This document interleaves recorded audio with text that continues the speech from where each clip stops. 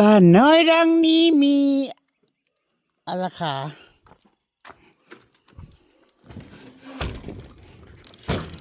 จ้าเอได้กินเลยกะสบายดียามเย็นมาเริ่มสิพัดเส้นๆหุ้ยพัดเส้นพี่น้องเอ้ยพัดเส้นนางเนี่ยมาว่าพี่เลิ่นรับกินอยู่ดอกพัดเส้นมื้อเว้นนี่มาเอิ้นหาบ่เห็นพี่น้องนางก็เลยจงไว้ไผก็บ่กินจงไว้ให้ไผก็บ่กินแล้วก็เลยถือมาให้พญาเดินเอามาให้พญาเดินเพิ่นกำลังกินต้มหมักน้ำกับป่นสุปผักติ้วจ้าอาหารเย็นนี้กินกับอันนี้แล้วกินพอนอนหลับกินพออยู่ได้เอ้าก็เปลี่ยนมันไม่จานน้ำถั่วเปล่าเพราะว่านี่ข้าวเบิดถ้วยหนึงแหละกินข้าวเบิดถ้วยหนึงแหละถ้วยท้องก็คือเส้นนะคะกินพอนอนหลับ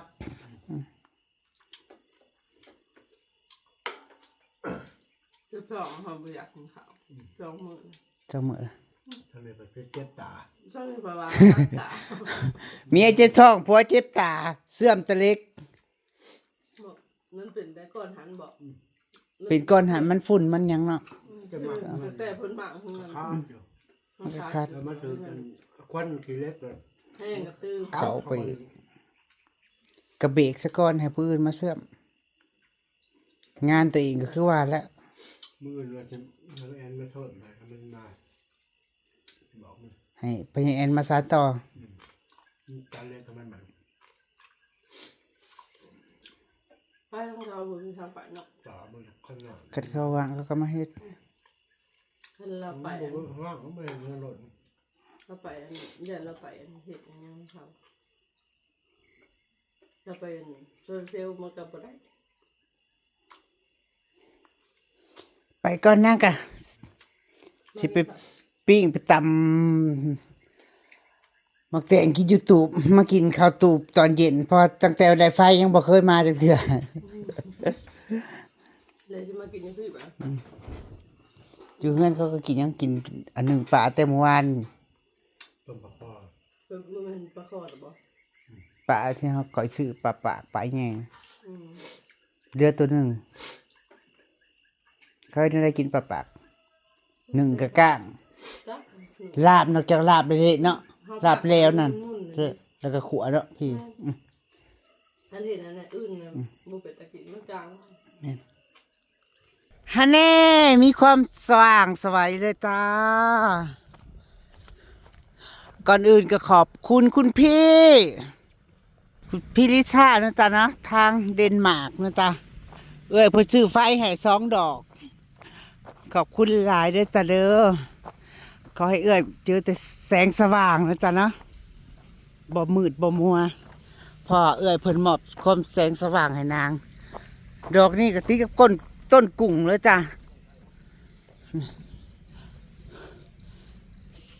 300 วัตต์อ้าวตั้งแต่ได้ไฟมาหลายมื้อแล้วก็เลยบอกกันที่มานั่งกันกินข้าวแรงอยู่เพียสวัสดีค่ะลี่กินข้าวหรือเปล่ากินข้าวกับยัง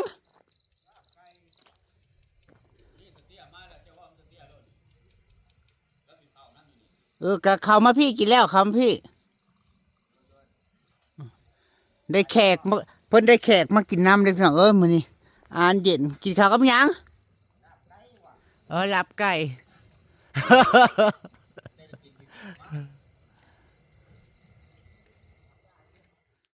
ปิ้งยังจ้า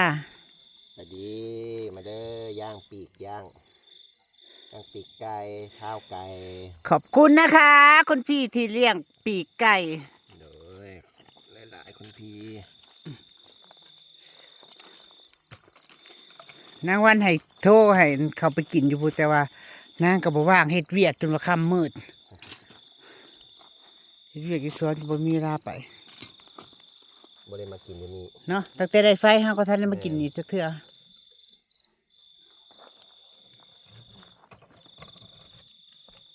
อุ่นพี่น้อง กินแล้วก็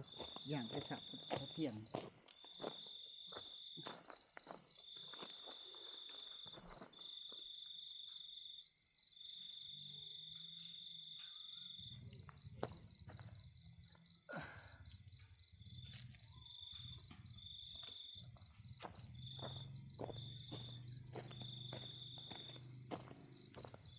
ให้ไปตามให้ไปตาม ตำรส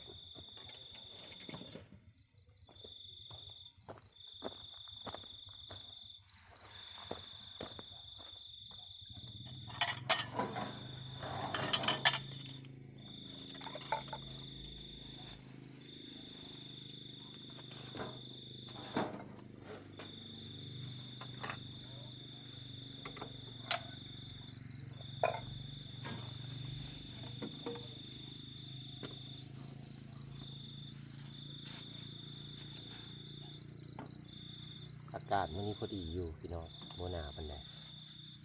บ่ลมอีกแต่บางเว้นหันฮ้อนแดดฮ้อนทำมาไทยเนี่ย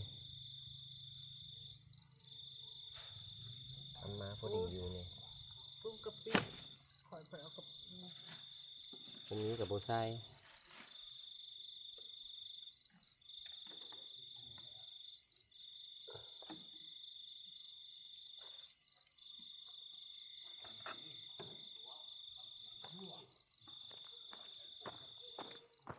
ตำติดกับไก่ย่าง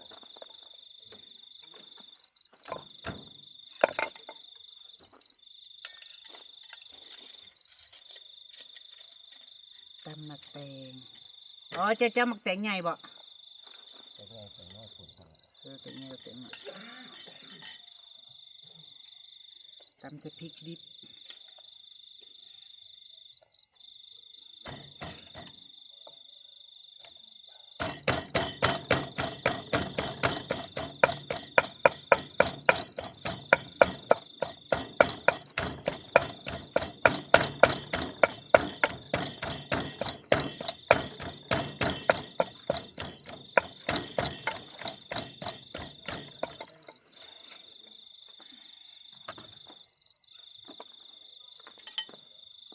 ปรุงรสให้แซ่บเนาะใส่น้ำตาลลงไป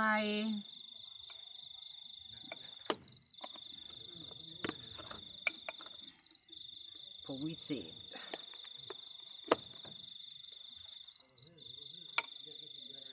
ใส่ลาย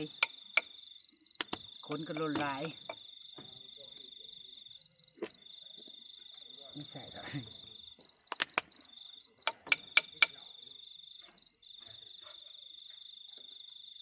พอแล้วน้ำตาลมักนาวเน่า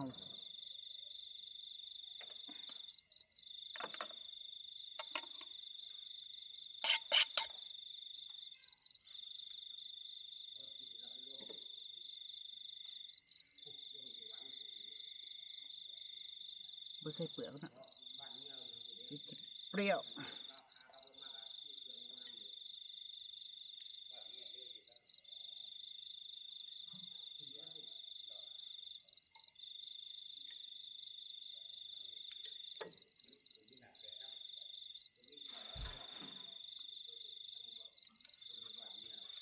ก็บ่สิเปรี้ยวจาก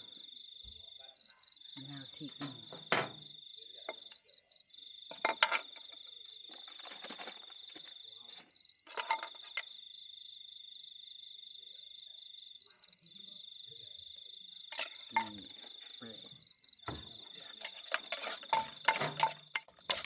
เซ่เซ่ตะเพชะเซ่เซ่ถึงสวงผีตำหายห่วงบอกยันเจ้ามากินน้ อย่าเค็มกับพอ จังได ำแซ่บ แตงไปใส่แล้วพี่น้อง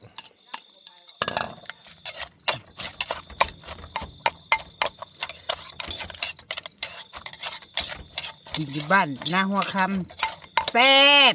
ฮอดบ้านหน้าห้อยปังยั่วๆจ้าซิมอีกก่อนข่อยบ่มั่นใจเด้ เป็นจังได เปรี้ยวเปรี้ยวหน่อยนึงใส่หวานนะ เปรี้ยวเติมน้ำตาลใส่ เสร็จน้ำปลาพร้อม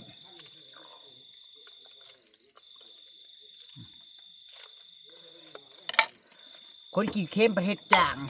บ่คือคนกินจางประเทศเค็ม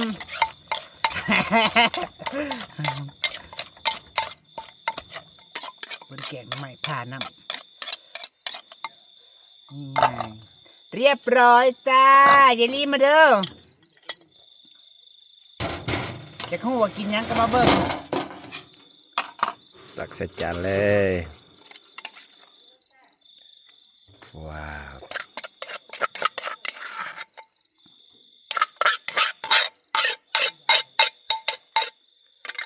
เรียบร้อยว่าไงว่าไงว่าไงเสร็จจังเสร็จจังเสร็จจัง แล้ว หิวแล้วหิวแล้วหิวแล้วตั้งแต่บ่อยเสื้อมารู้สึกว่านางจะกินข้าวแดงอยู่ได้พี่น้องเอ้ยแต่เก่าเพิ่นโทรมากินข้าวแล้วบ่กินข้าวหยังบ่ได้กินบ่ฮู้ว่าเขากินกับหยังแต่ละมื้อไปกิน ข้าวแรงน้ำกันพี่น้องมาเด้อสบายดีฮอบเด้อพี่น้องมามาเบิ่งมา มื้ออื่นตอนเช้าจึงเข้ามาเบิ่งอีกว่าสิเฮ็ดจังไดอีก ว่าเฮ็ดได้บ่หั่นนะบอกแต่จอยมาอันเหยียบขี้ตุ่มใส่ขี้แกบแล้วก็มาลาดขึ้นเลยพี่น้องลาดมาหินมันก็เหนียวดีนะโอเคดีกว่าดีกว่าเฮาสิไปซื้อปูนซื้อหยังมาอีกมาจ้างคนอีก มา ตอนแรกนางว่าสิเอากระสอบปุ๋ยมาเฮ็ดแต่มันก็จะมันบ่โอเค กี่โซ ลอน ง มา ลองใส่กรีนดาบพุ่นละโอเค กี่โซนตาย สาวแสงเนี่ยอีวันน่ะไปไต่มีซอนคันก็ได้มื้อไหนเขาชวนเข้าไปเนาะ พี่น้องกินข้าว น่าจะมา ข้าวแรงน้ำกันยูทูบ เอาพวกให้ก่อน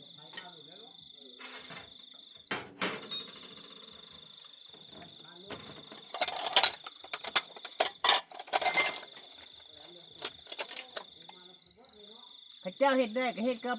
บักรู้เด้ มื้ออื่นจึงเข้ามาเบิ่งกลางคืนบ่เห็นหยังดอก เฮาต้องมาดินไว้ไปขามมื้อเนาะมาดินไว้ แม่น ให้มันอันนี้แล้วก็เอาเขาก็สิว่างเขาก็ไปหาที่เก็บมาไว้ใส่เก่าเหยียบใส่กันเพราะไงเรานะเราว่าเราเห็ดเต่าเราเหยียบใส่ที่เก็บด้วยโอ้ยผมไม่แตก แม่นกันใส่ขี้แก้มอยู่ดี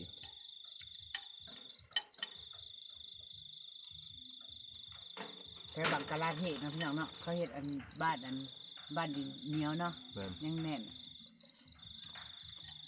คือไทยก็ไม่ได้ครับบางคนไทยเหยียบใส่เฟืองเหยียบใส่เนาะไอ้ขี้แก้ม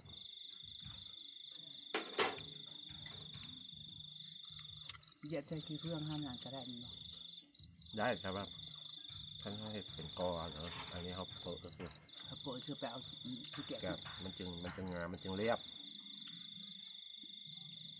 มือมันช่วงได้เฮาว่างเขาไปหาที่เก็บมาค่ะในห้องซีเขาจังเขาให้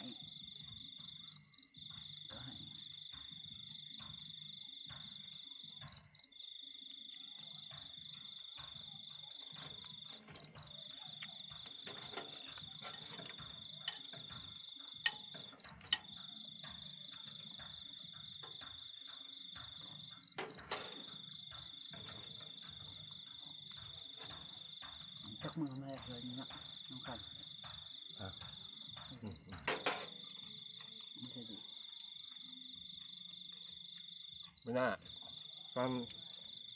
เจ๊สีเจี๊ยบวิโอมากินข้าวไหมอย่างเงี้ยแบบพวกเขามานั่งเรียนมากินข้าวน้ เมื่อได้เฮาพร้อมเนาะ ำเอาเขามากินย่างเป็ดเท่านั้นย่างเป็ดย่างปีกกิน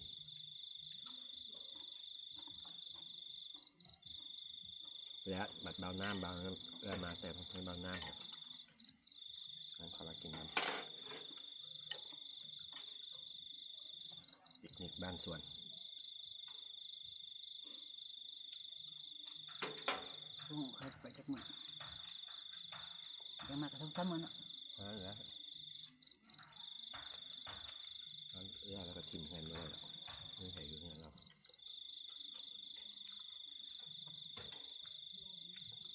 มาพี่น้องแซ่บ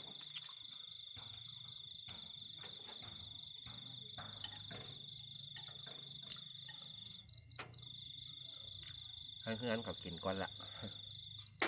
เนื้อก็กินปิ้งปลาอย่างปลาเลยนะปิ้งปลาเค็ง มันนี้ตั้งอยากออกมากินนั่งกินอย่างอยู่ส่วนเบิ้งต่างมาเบิ้งกันไปโซลาร์เซลล์หาใส่2 ดอกเลย ตั้งแต่5 อาทิตย์เนาะน้ำซ้ำมือมันบ่เห็นอีกว่ามันหงหรือบ่หง แม่ ตื่นสมาถามแต่จะดีไฟหงหรือบ่หงเหรอพอยังคืนไปมาไก่เลย ปื้อหัวเจาะครับ โอเคบ่จอขอติดไฟเนาะพอดีเป็นเนาะ มันจะมาเจาะ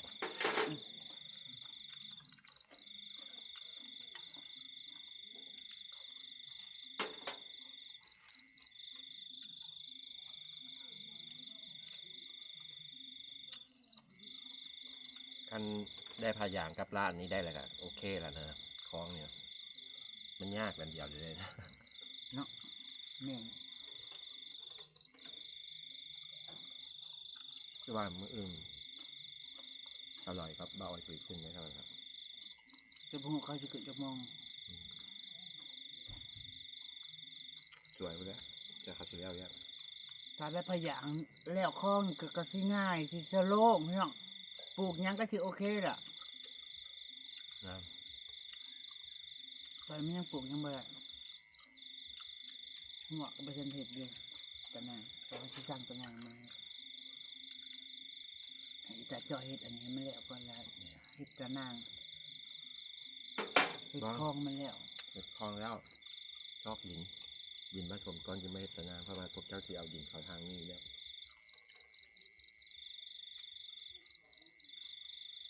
คอยเห็ดไปพี่น้องคอยเห็ดเทระยางไป ก็เอาไหนทางนั้นเขาได้แล้ว ทางไหนประตูหัวเนี่ย อ้อยคือจะว่าให้เขาตัดออกเลย อันเล็กกันนั่นมันสีหับน้ำหนักรถ10 ล้อได้หลายบันไดพยายามแตกไปเยอะมาที่อยากใส่ เอารถเจดิมันเข้ามาทางเหนือ ก็จะเขาทางนี้หรอประตูหัวเลยเขาพิจารณามารอบโบซื้อเสาแล้วพี่น้องเสาไม้เขามันอยู่นี่ก็โอเคแล้ว เป็นไงเด้อมันต้องซื้อมันก็ทดเนี่ย แมน มันแค่ก้านกลางอีก กั้นกลางซื้อประหยัดไปประหยัดงบไปว่ามันยังไม้ยังดีๆอยู่เด้ตลอดหาก็ตัดไม้มาใส่มันไม้ดีๆอยู่ ไม่ยังไม่นะ อีกอย่างมันก็บอกแม่นทางนั้นเป็นป่าเป็นหยังทางนั้นก็เป็นบ้าน มันวางกลางซื้อ ทางกลาง ว่าเป็ดไก่กับไปเข้ามาทางนี่หรอกเขาล้อมข้างๆมันดีก็โอเคแล้ว สรุปก็แบบ เขาก็เป็นเช้าซะเฮาก็เป็นตะนางเนาะจังบ่ยากให้ต้องจ้างเขามาก้นอีกเด้ต้องปูนหินอีกมาถม เปลืองไปอีกพี่น้อง เฮ็ดไปคนละก็20,000น่ะ30,000เนาะคือเลิก เกี่ยมเบิ้งพายางมันสิเบิดเท่าใด เบิกว่าเด้อ เอาลงขาว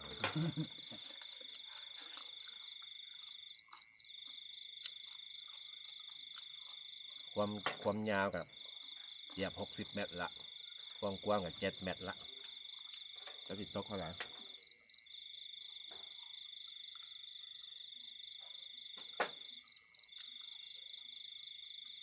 ซ้ำ3 เท่าของบ่ออ้อยยัง4,000ละของบ่ออ้อยยังตื้นๆสั้นๆอยู่ เอ้าถ้าหาไปมันมีแค่4 เมตรนี่ค่ะ ไปซื้อส่งมาต่อกันแล้วก็มาต่อกันถามเขาก่อนว่ามันมีฮอต8 เมตรบอ7 เมตรบอหรือจากเมตรบอสามารถสั่งได้บอเขาก็มาคิดรายเฉลี่ยว่ามันถึกหรือแพง ถ้ามันยากมันต้องมาจองเขาก็ถามที่เรียงก่อน เดี๋ยวพุ่นเขาตัด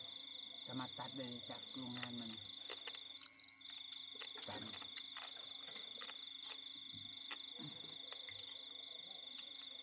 ส่วนของซาลอนน่ะเขาเจ้าอันนี้นะครับ ทำได้มองอะไรพี่น้อง เขาสั่งอันเอื้อย มองได้โอเคก็เอามองนั่นแหละ หลายคนก็แนะนำเนาะว่าดินเธอเหนียวอยู่มันแกมหินแห่ก็แบบเทลำเทโรดแต่ว่าหนาดินเท่าที่บนมันบริเหนียวเนาะมันผุยยังมาเจือยลงก็เขา ย้ำฝนกับเจือนคือเก้าพี่น้องทันทำโบเฮ็ดดีๆไว้นะ บอกแนะนำเอาหญ้ามาปลูกนู่นนี่นั่น ที่ซอกหญ้า เพราะว่า แปดมันปลูกใช้หญ้าแปดมันจึงหากมันลงดินดีมันจับดินดีหญ้าแปดเขาส่วนใหญ่ก็มาปลูกอยู่แคมน้ำแคมสระ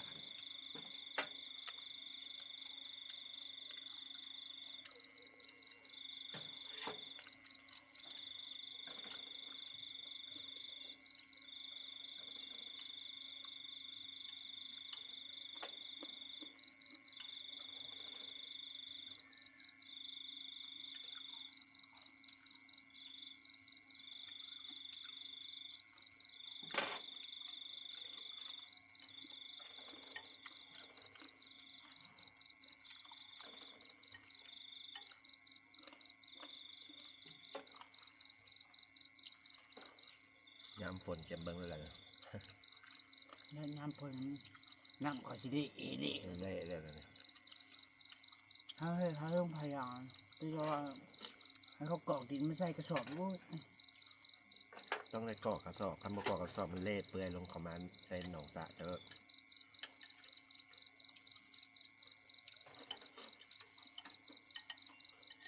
ชาติมันเจือนหินมันเจือน แค่กระสอบเขากีกระสอบปลูกมะพริกอะไรเนาะ แม่น บนกระสอบ ปลูกมะพริกปลูกอย่างก็ได้แล้วปลูกกกไม้ดอกไม้ใส่หั่นดอกอันนั้นดอกดาวเงินใส่หั่นก็ได้ปลูกอย่างใส่ก็ได้ ยังจำมุ่งแซ่บจ้า ครับ ตำมะแตง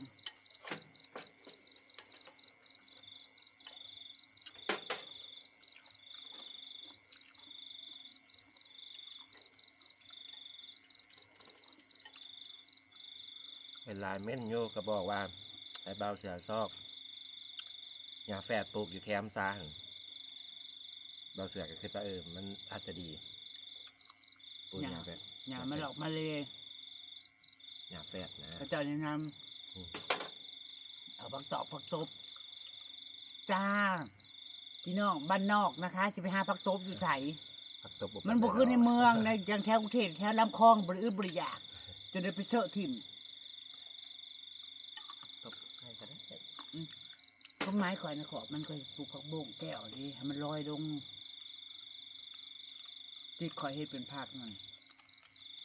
ให้พยางเรื่องมาแล้วข่อยสะดินลงเหาะตะพังมันเลยมองขอบมัน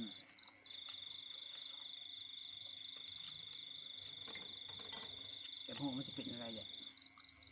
เบิ่งตัวจริงน้ำกัน เพราะว่าเขาตาเขาปลูกพายางนะมันที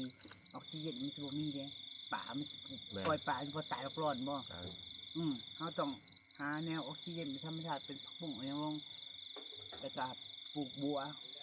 เอาบัวใส่กระถางลงไปจุ่มไว้ในนั้นเกิด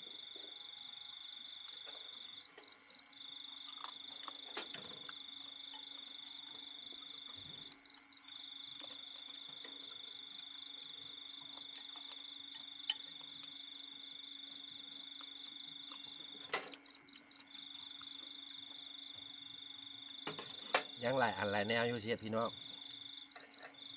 ค่อยเฮ็ดไปอ่ะ เงินนั้นมีไหม ตามกำลังทรัพย์มีซ้ำแต่ก็เฮ็ดซ้ำนั้นไปก่อน ปีนี้ได้อันนี้ ปีหน้าได้อันหนึง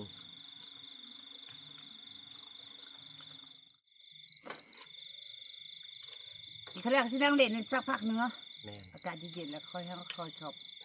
ไปนอน นั่งเบิ่งชมสวนนี่แหละเบิ่งก่อนแหละว่าคือนั่งเอาไอเดียน้ำกันเนี่ย สมสวนก็แดงไปก็ไป ว่าเขาเฮ็ดอย่างแน่ปลูกอย่างแน่ที่ใช่อย่างแน่